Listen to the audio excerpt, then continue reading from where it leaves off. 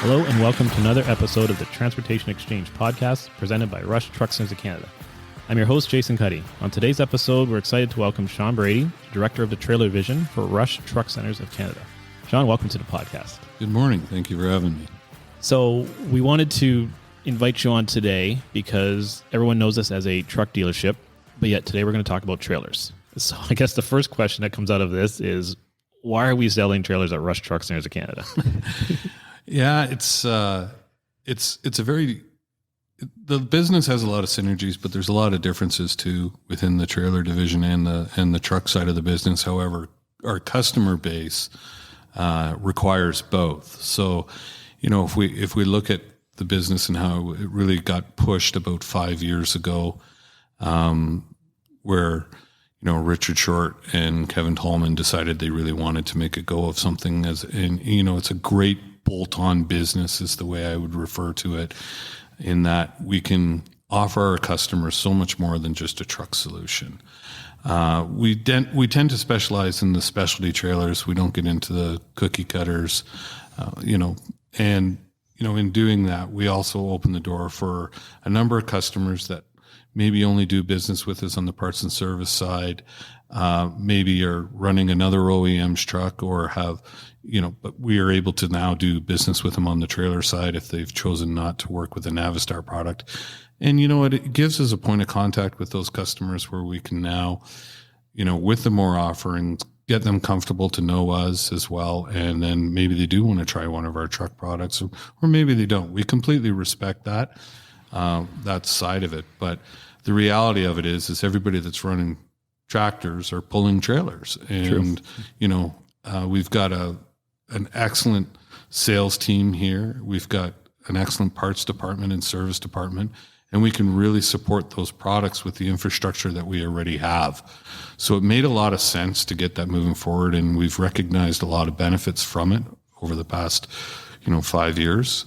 And, we'll recognize a lot more benefits in the future to come. We're constantly growing, looking at more opportunities as to what we can, support our customer base with and create better relationships with them. So right on. And I think, you mentioned we stay away from the cookie cutter part. So from a brand and manufacturer side, what are the lines that people would recognize? So our major lines, Cobra Manufacturing, Depker, Fontaine, Trout River, and Alutrek.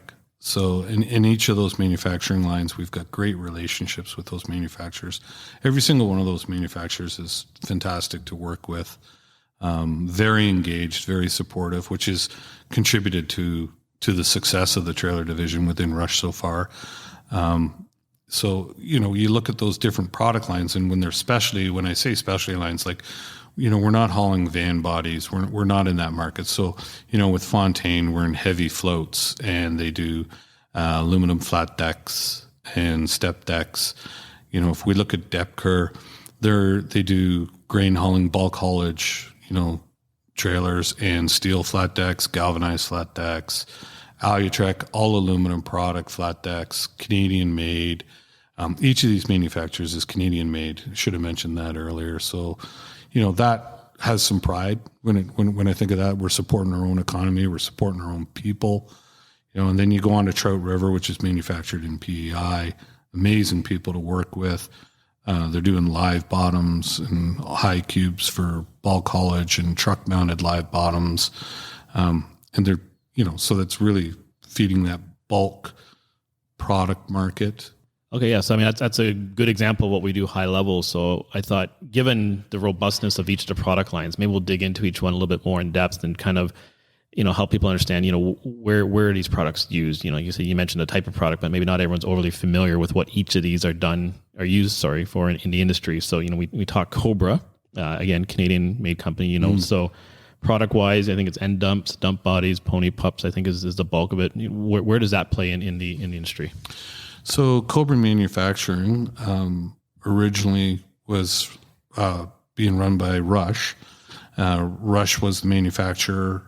A few years ago, we sold off the manufacturing rights to Manac.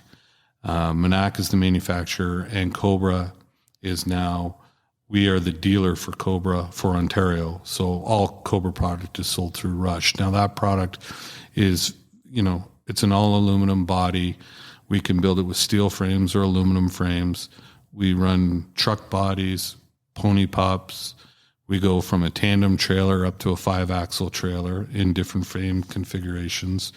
We go and specialize after different bulk markets. So when you're buying an aluminum product, it's very weight sensitive. Whatever product's being hauled, the customer is looking for the lightest, strongest possible trailer to do that, because the product they're hauling is heavy, and normally speaking, they're being paid by the ton. Gotcha. So if you're being paid by the ton, the lighter you can get your trailer, the more product you can haul, so the more revenue you can generate. So, we'll take, our quad axle aluminum end dumps, and we'll build them in different side heights for different products. For instance, an aggregate product, it only will require like a 60-inch side, whereas if you're hauling grains, which is bulky and maybe not as much, so the tone per cubic meter is less, the density of the product is less, so that you need more volume. We'll build it with higher sides and so on. We can customize to meet to the need of that ton mileage haulage, and that's really where Cobra succeeds very well. It's really well respected. It's a product that's been on the market for a lot of years, and one of the things with bringing Minac on board is it's taken that product to the next level. I mean, they have a full procurement department. They have a full engineering department. The infrastructure that they're able to offer to that product prior to when it was owned, even prior to Rush, which was a smaller company, they just didn't have the resources and the buying power and the engineering and all that Minac has. And we've seen, it was a great product before, right, but the improvements we've seen that Minac has made to that product from a build standpoint, it's been fantastic to watch over the past 2 years, and heavily involved in that, and really have enjoyed that whole process that took place with Cobra. It's been very successful. Nice. And then another line, another Canadian one, is Trout River. And when I came here, I see them on the road, didn't recognize what they were. And obviously they're a live bottom trailer, which isn't just a clever name. There's a reason why it's called a live bottom trailer. Maybe fill us in again on, where this plays. Yeah. So Trout River started in PEI. Guy by the name of Harvey Stewart started it up with another guy, and really in his garage, and just a dream to build. There was live bottoms out there, but he's just a entrepreneur that looked at wanting to do something better than what everybody else was doing. So he took some ideas and he's grown upon them. And the beauty of all Trout River product, the one thing is how innovative it is. And year over year, they're constantly improving their product. We can look at our competitors, and, you go to the different trade shows and you watch the competitors, you wander around, and what they built 5 years ago is still what they're building today. And they haven't really embraced any new technology or new ideas. And from my experience, even just within the past 5 years and what I've seen of 10 years of product, they're constantly taking a live bottom trailer and finding ways to make it better. That live bottom product is really designed for a marketplace where, for instance, on a lot of municipalities, you're not allowed to have a dumping trailer. Right. If you're out on a highway or municipality or working on any public job site, there are rules and regulations where they're not allowing trailers to dump because they can flip over and so on and so forth. So that live bottom really goes after that. They're spectacular in the paving market. That's where they really shine, dumping into buggies and pavers, because it gives a good mix to the asphalt when it comes off, so you get less crustation and so on and so forth. And for moving products that tend to maybe hang up or stick in an end dump, that would cause an unsafe situation. And consequently, they unload safer, and they actually unload quicker. You can unload a Trout River quad axle in about 3.5 minutes. And, so you got 40 ton of product coming out. So that's fast. Yeah. And it'll build a higher pile than what an end dump will. Whereas an end dump from start to finish cycle, you're no better than, you're 5 to 6 minutes on that, plus, windy day or unsure ground. There's all kinds of other factors. So we look at the quality of driver that we have today and our available employment resources and so on and so forth, and the challenges it has on our tractors. And a lot of our customer base has moved away from end dumps on certain products and gone to live bottoms just because cheaper insurance, quicker turnarounds, safer, and, just easier to handle, and they'll, yeah. So. It's interesting. Things I would never have considered, with the product, you see it on the road and you see a certain application, but there's obviously some nuance behind it as to, where it fits and why even sometimes guys would make the change. So I think it's good information to know about it. They'll move from products from, from our aggregate products, like gravel, sand, so on and so forth, up to, some gabion up to 6 inches. We don't like to see anything much bigger than that because it is a belt conveyor system with a chain underneath. And then, you can get into topsoils, fertilizers, grain, any bulk moving product, it'll move. And then when you move into another innovative product that's come out in the last couple of years is a high cube, and it has a full width belt, and they're moving biosolids with that. They're moving wood chips. They're moving all the stuff that bridges that won't even come out of an end dump. Right. And very quick unloading and very effective at that. Yeah. Wow, it's interesting. A totally different kind of world when you think of trailers, but it serves its purpose for sure. And then I guess sticking kind of with the bulk hauling application, I guess Depker is the other product line where we have some product that would fall into not obviously the same, but Yeah. So Depker builds bulk hauler trailers for targeting the grain and fertilizer market or glass market. They haul glass beads with it and so on and so forth with their Super Bs, their triaxles, and their belly dump trailer, all aluminum, extremely light, strong. It's a premium product on the market. And that's really a line haul application. Right. So, not filling it with a loader, you're going into grain elevators and you're filling and going down to shipping yards and emptying into pits and so on and so forth. So, and then they also have a flat deck market, where they're building steel and galvanized trailers for the steel end of them. They'll do them from triaxles right up to 5 and 6 axle trailers, extremely strong. One of the lightest steel trailers built, Canadian made. They actually just opened a new facility here. They're going to produce in Ontario now as well, in Georgetown. So that's pretty exciting for us as a Rush group. Yeah. Because their galvanized trailers are going to be assembled and manufactured out of there. So not only are we supporting our local economy, we've got some real bench strength right here. In the event that if there was an issue that we can deal with it quickly and easily and so on and so forth. So yeah. Right, and then so you stepped into the flatbed side. So we'll carry on to that with, we look at the Alutrac, which is again Canadian and aluminum, and maybe speak to, the tie, I guess, back to Manac on that one, but also where they play in that world. Yeah. So a couple of years before they brought on the Cobra line, they purchased Alutrac from a family run business as well. And they've taken and developed that product and expanded upon it similar. So that they kind of had the template laid, on how to do it when they looked at our Cobra product as well, so it made things much smoother. But that is an all aluminum trailer. It's extremely strong.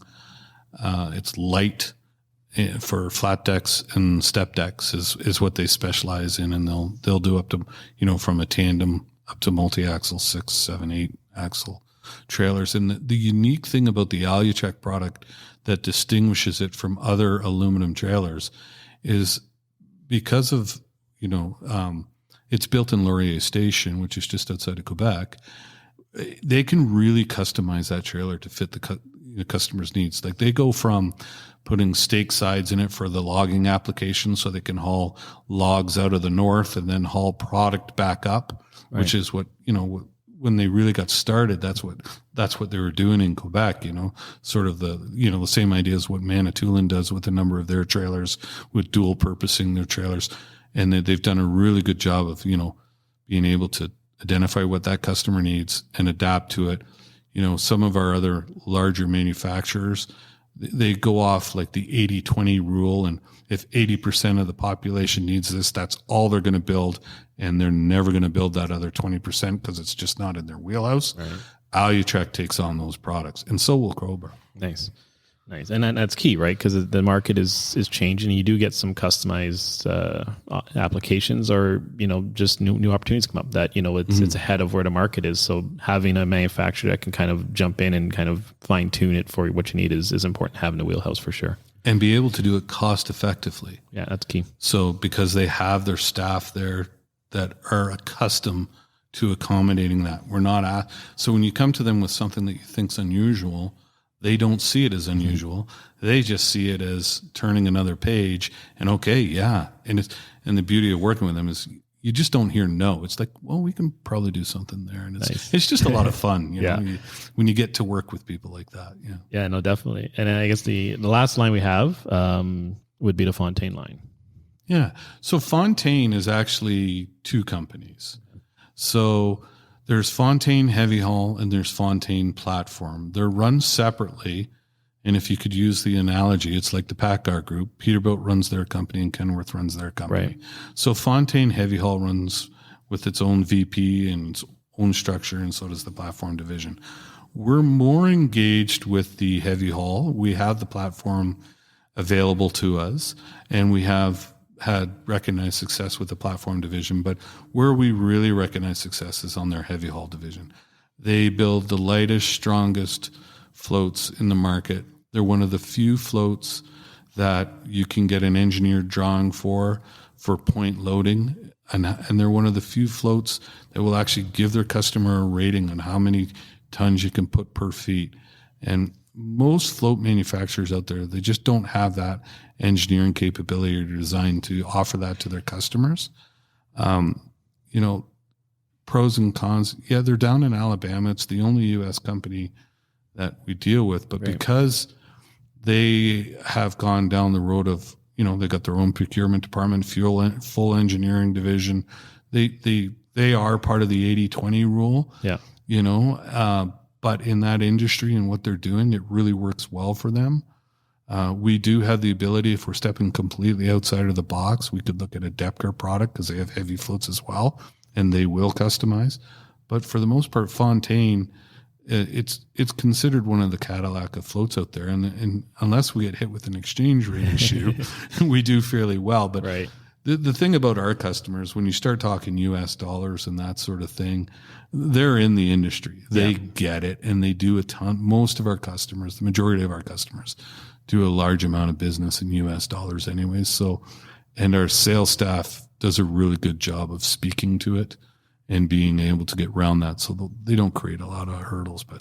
Yeah, and I don't see it being a huge hurdle. I guess in relation to the other four lines, it's different from that factor. But I mean, the reality is when you go back to fleets that run dry vans or other products, 9% of the manufacturers are in the U.S. anyways. So, even all the product we carry in from the power side is U.S. based. So it's a common thread. Actually, it's almost an anomaly to have so much Canadian, firepower in our back pocket with regards to product line. That's, it's not something you see all the time at a dealership level. I would hesitate to say, and I don't know this for sure, but I'm speculating, but I think from a diversity of product lines, in specialized trailers, Rush probably is the largest Canadian concentrated. Right. We have more Canadian suppliers than if I look around at some of our competitors or other trailer dealers have a lot more U.S. influence. I'm proudly Canadian. I think it's something to be proud of. Yes. And it has its advantages when you can work in Canadian dollars and everything, and you can get some stability in that when you're working with your customers. Agreed. And it's a good mix. Like you look at the 5 lines, you look at the product lines you went through, the applications where they hit, and outside of your standard dry freight van or reefer, I think we've got a large part of that specialized, industry covered with all the different lines. Like they overlap a little bit, but not enough to even compete with each other. There's some nuance between a couple of them, but for the most part, they each kind of have their own segment, industry leaders in each one of them. And together, they're a great complement, to what we do. We try and be respectful of each of our manufacturers and not have them, confusing the issue, if you would, right, or potentially confusing our customers or our account managers, because we've got great products and we try and say, okay, well, this manufacturer produces really well in this market, and that's why we've gone and made our partnerships with that company. And so if you look at aluminum flat decks to steel flat decks, yes, they're still flat decks, but they're two entirely different markets as to who would buy a steel flat deck and to who would buy an aluminum flat deck. And an aluminum flat deck in a steel world is disastrous and vice versa. It's just, so you're getting into the nuances of the trailers, but from a flat deck products, what they're manufactured out of. But, like, generally speaking, a steel trailer is more of a contractor type and not weight sensitive, and different products being thrown on it. Right.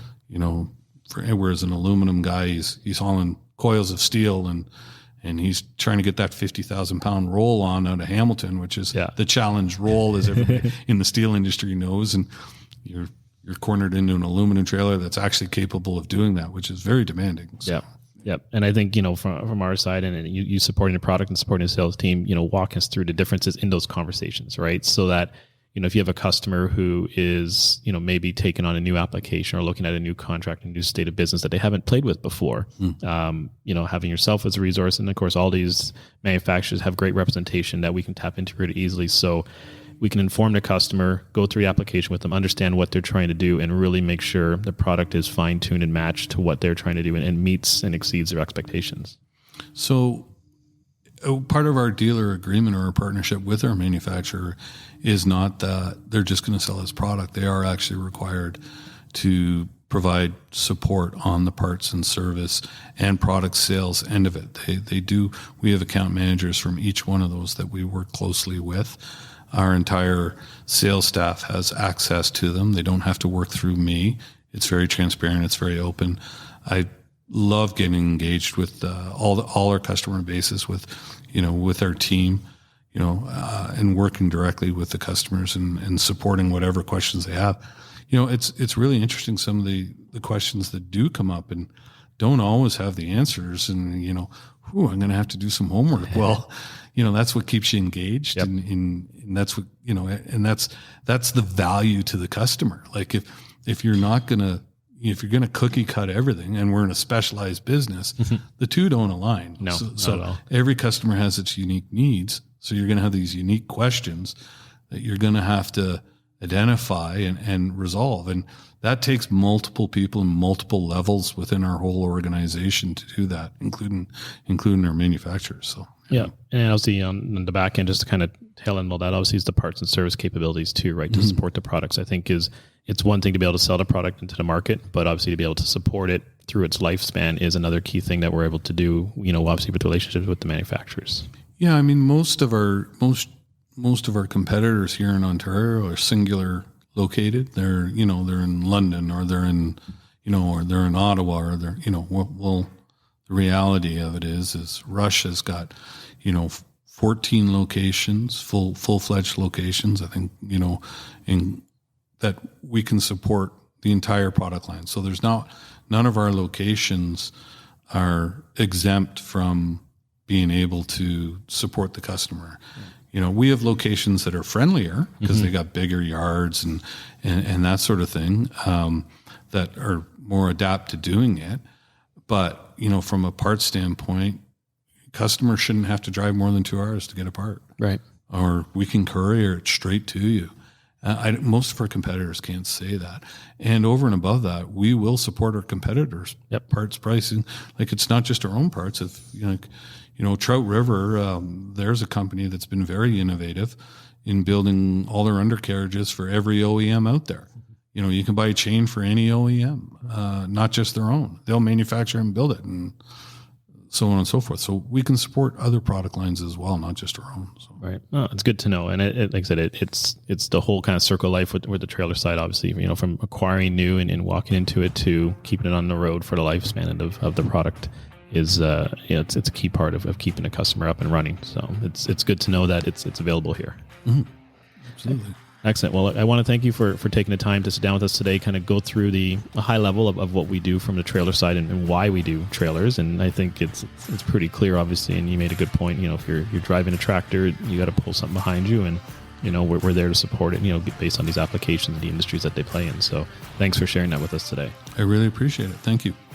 Excellent. Well, that concludes today's episode. I want to thank Sean from Rush Truck Centers of Canada for joining us And to catch up on past episodes, check out transportationexchangepodcast.ca. Until next time, thanks for listening.